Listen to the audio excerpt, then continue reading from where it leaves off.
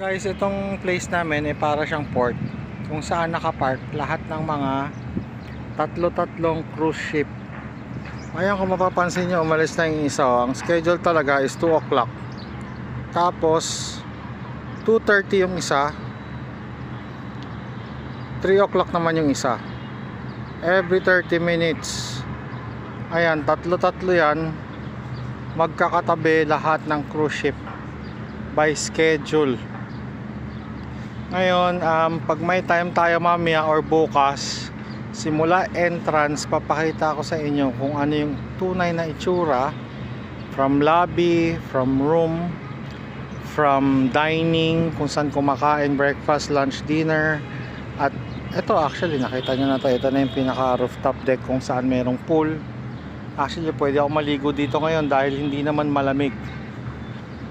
Okay? So, alamin nyo palagi kung ano yung weather ng pupuntahan ninyo para naman magkaroon kayo ng idea. Tulad nung iba, naka-jacket, naka-todo, japorms. Ako nakita mo, naka-chinelas lang tsaka shorts. At alhamdulillah, somehow I feel good compared to them na tiis ganda. Okay, yun lang.